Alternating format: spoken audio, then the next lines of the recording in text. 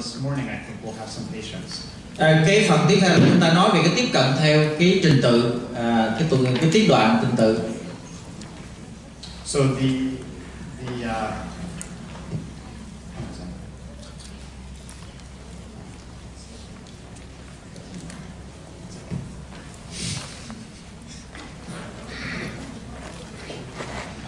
the segmental approach to congenital heart disease was first described in 1972 by Dr. Richard and Stella Van Praag, whom I had the pleasure of meeting in Boston years ago. Chúng ta biết là đây là hình ảnh của một cặp vợ chồng về giải phẫu học, về phẫu thể học rất là nổi tiếng trong tim mạch nhi, và tôi đã có cơ hội được gặp ông ở Boston vào hình năm 1972. Đây là một cái cuốn sách rất là quan trọng trong tim mạch nhi. And Bob Anderson has also described this aspects of the segmental approach, but uses different languages like right atrial isomerism instead of asplenia. But we're talking about similar concepts. Chúng ta biết có một giáo sư Anderson thì cũng sử dụng một cái thuật ngữ tương tự, nhưng mà chúng ta sử dụng cái từ khác. Ví dụ hồi trước chúng ta dùng là vô lách, đa lách, thì bây giờ người ta gọi là cái đồng phân phải hoặc là đồng phân trái. Cái khái niệm bắt đầu nó rối rồi. So I'll focus on what I think are the important aspects of the segmental analysis, and that is the idea that each segment or each part of the heart can be evaluated in turn. So if you have a complex heart defect, it can be overwhelming. Just look at one part of the heart, and then the next part of the heart, and then the next part. Cái khái niệm này rất là quan trọng. Giống như hồi trước chúng ta học có nhà lầu, chúng ta phải giải quyết từng phần. Nếu chúng ta nhìn vào trong một cái tổng thể, chúng ta thấy là cái tim nó phức tạp quá, chúng ta không biết đi đường nào hết, thì cuối cùng chúng ta phải đi theo từng cái tiết đoạn, và từng tiết đoạn đó sẽ kết nối theo cái trình tự của nó, thì nó sẽ rất là quan trọng. Ở đây chúng ta dịch cái chữ này là tiết đoạn, chúng ta phân tích từng phần. Yeah, so we look at the atria, the ventricles and the great arteries, and then the connecting segments, the AV canal and the conus that we talked about yesterday. Chúng ta thấy đầu tiên chúng ta khảo sát cái khối đầu tiên là cái khối nhĩ, cái khối thứ hai là khối thất, và cái khối thứ ba là đại động mạch. Và giữa các khối này thì có kết nối là van nhĩ thất, và đây là các van cái van gọi là bán nguyệt và cái conus đó. Hôm qua chúng ta cũng có nói một phần rồi. Yeah. And again we look at how one part of the heart is we look at the parts or the segments, and also how those parts are connected with each other. Và như vậy là chúng ta sẽ khảo sát riêng từng phần, và chúng ta sẽ khảo sát từng phần đó nó kết nối với phần khác như thế nào thông qua những cái khớp nối này. I won't spend much time on this, but as cardiologists we use the three STS to talk about the visceral atrial situs, the looping of the ventricles, and the great artery relationship. Tôi sẽ không đi sâu vào phần này, tuy nhiên với các bác sĩ tim mạch nhi thì chúng ta sẽ sử dụng ba cái chữ cái để mà người ta nhìn vào ba chữ cái này người ta biết liền. Cái chữ cái thứ nhất là có thể S, I hoặc là A để mà nói về cái vị trí cái định tạng ở trong cái situs đó. Cái chữ cái thứ hai là nói về cái quay của cái thất, tim nó quay như thế nào trong quá trình bào thai, và cái chữ cuối cùng là cái tương quan giữa các đại động mạch như thế nào. Thì chỉ cần ba chữ cái này thì tùy theo cái sắp xếp của cái này thì chúng ta sẽ có được cái hình ảnh đầu tiên về cái tim đó. But that's going a little further than we'll go today. We're going to talk about some of the basics of the segmental. Tuy nhiên cái phần đó nó tương đối là chuyên sâu, chúng ta sẽ nói về sau. Bây giờ chúng ta quay trở lại những cái khái niệm rất là cơ bản ban đầu. So we start in the abdomen. As I mentioned, figuring out which is fetal left and fetal right is very important, and then to make sure the stomach and descending are on the left and the IVC is on the right. This is a way to assess the visceral atrial situs. The viscera and the atria usually go together, so the situs or the positioning is we start by looking at that in the abdomen. Cái khái niệm cơ bản nhất mà gọi là đầu tiên nhất thì chúng ta biết được cái vị trí, cái tư thế cái phía thai như thế nào. Ví dụ đây chúng ta xác định được thai nó nằm như thế nào, sau đó chúng ta biết đâu là phía trái, đâu là phía phải, và đây là trái, đây là phải. Thì nếu nó bình thường thì cái sắp xếp tạng như thế này chúng ta đã nói rồi. We also, as Dr. Nguyen mentioned, we talk about cardiac position. Is the heart on the left? Is it in the right? I just use these terms: levocardia, dextrocardia, or mesocardia. Is the heart in the middle? Chúng ta thấy đây là từ cái hình của một cuốn sách tim mạch nhi nổi tiếng của bác sĩ Wayman Lai. Thì nếu cái tim nó qua bên trái thì chúng ta gọi là levocardia, còn bên phải thì dextrocardia, còn ở giữa gọi là mesocardia. And here's where I showed you this picture before, and now we'll talk a little bit more about the anatomy of the right ventricle. Cái hình này chúng ta thấy rồi, bây giờ chúng ta sẽ tập trung chủ yếu vào cái giải phẫu của thất phải. The right ventricle has a tricuspid valve goes with the right ventricle and it attaches to the septum. Cái thất phải thì đầu tiên chúng ta nói về cái van ba lá luôn đi với thất phải, thì cái lớp vách của nó sẽ bám dính vào trong cái vách liên thất. And then there's often a moderator band, even though we forgot to put it in the diagram. Thứ hai nữa là một cấu trúc cực kỳ quan trọng mà chỉ có ở thất phải, đó là cái dải điều hòa hay là moderator band. Thì ở đây chúng ta không thấy, nhưng mà thực sự nó có, quay vẽ rồi. And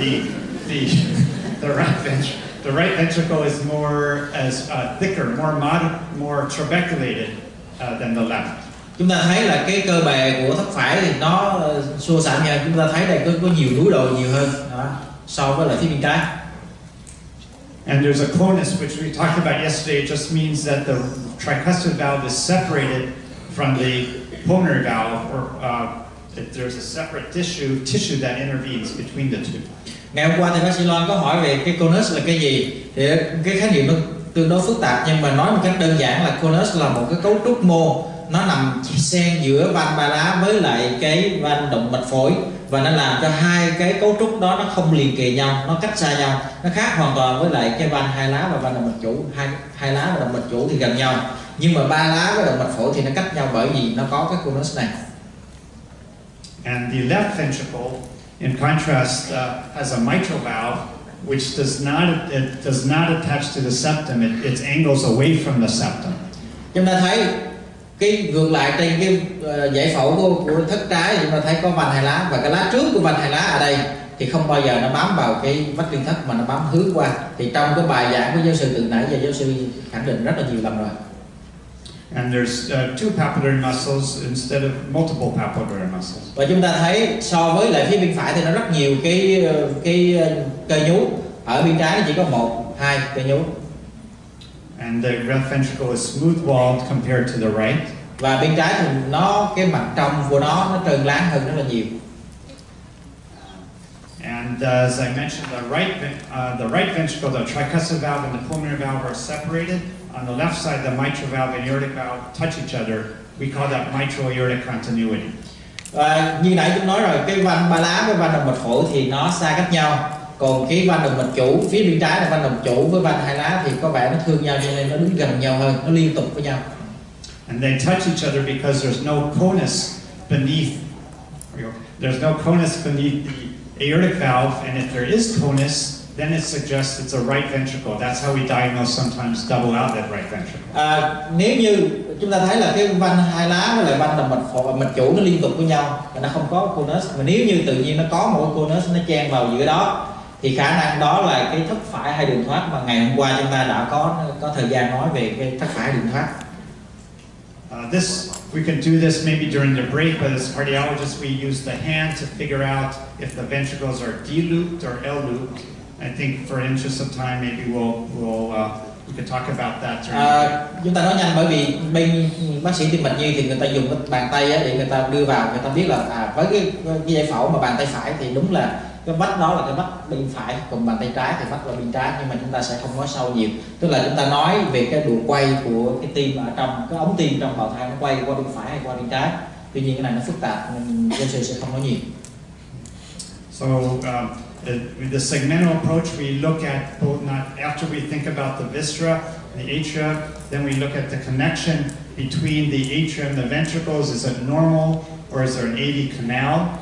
Or are there other abnormalities in the connection between the atrium and the ventricles? Chúng ta nhắc lại là chúng ta đã nói qua cái phần định trạng. Thứ hai, chúng ta đã nói về cái khối của nhĩ, thì sau đó chúng ta sẽ nói là cái khớp nối giữa nhĩ và thất, thì chính là cái van nhĩ thất. Ở đây chúng ta đã cái van nhĩ thất đó bình thường hay là bất thường. And also we can look at mainly when we talk about ventricular arterial connections.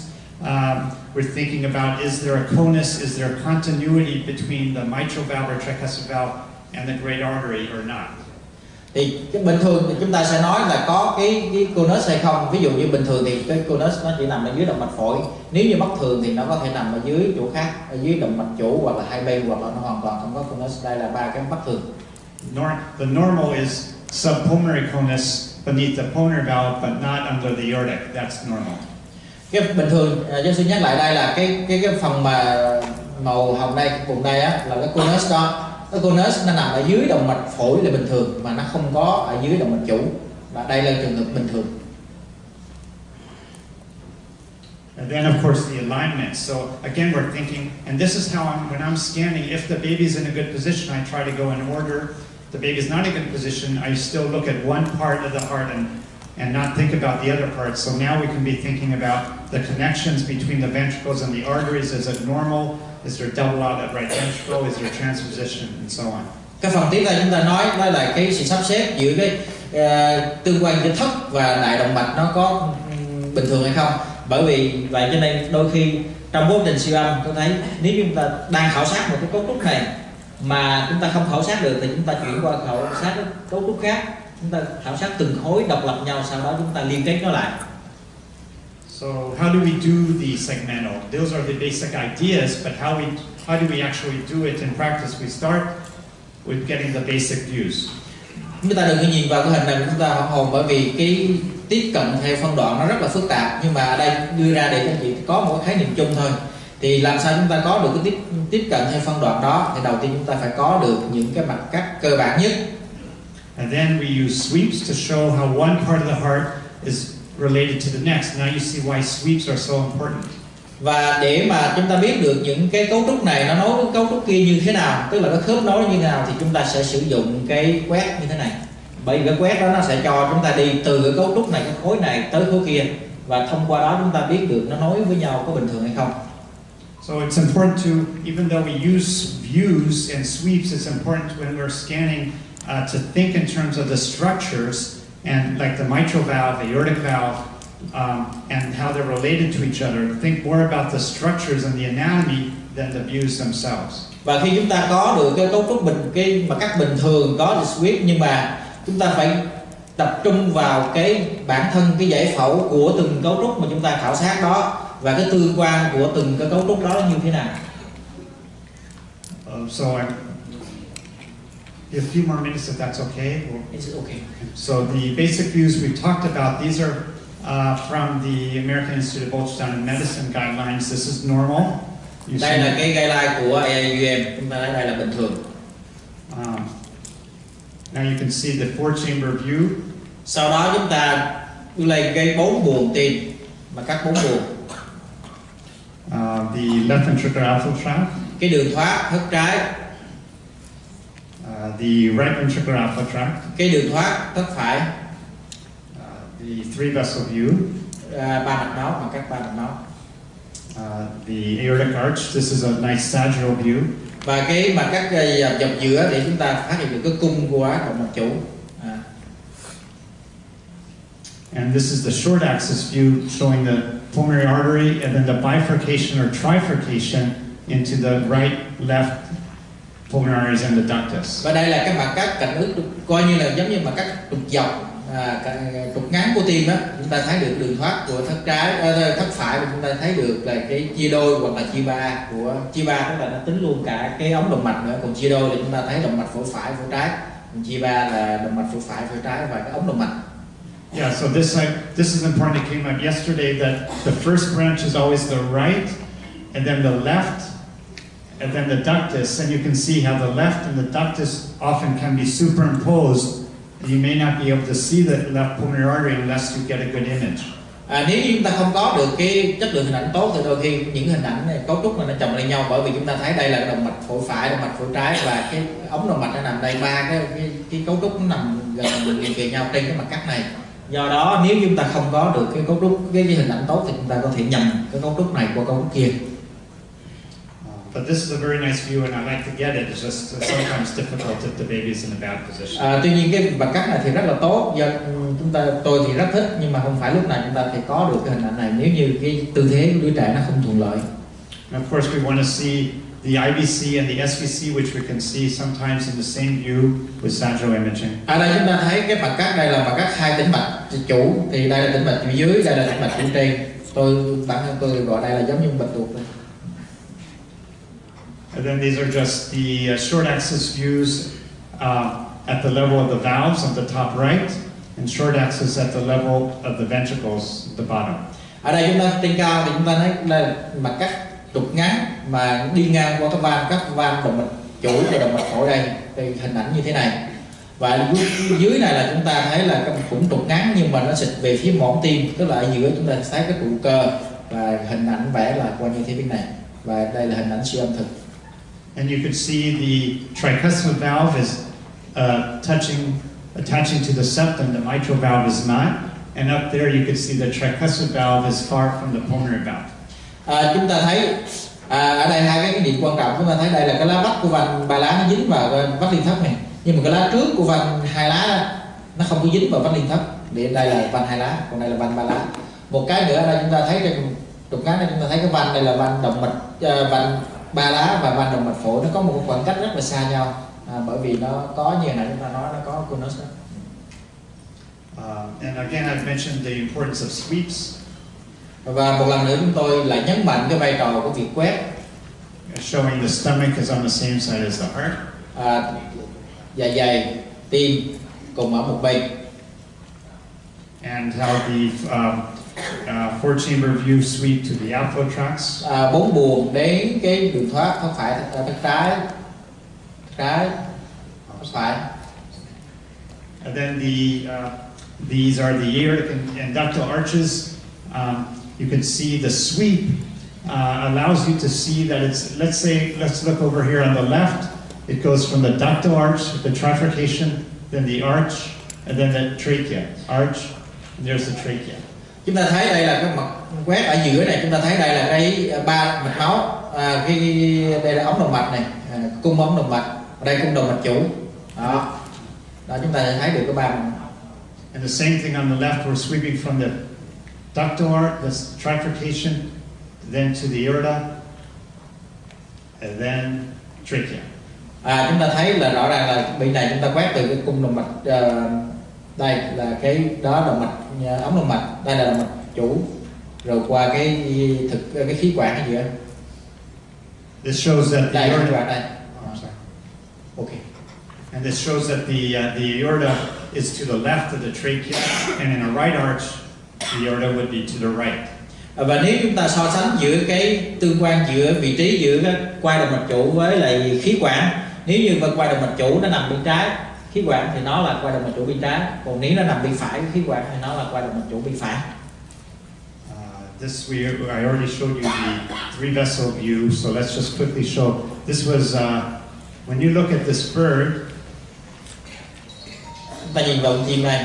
If you look at birds, if you try to understand what is, I like to watch birds.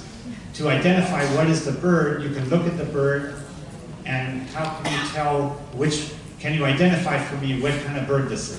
Thì giống ông là người rất là thích quan sát chim.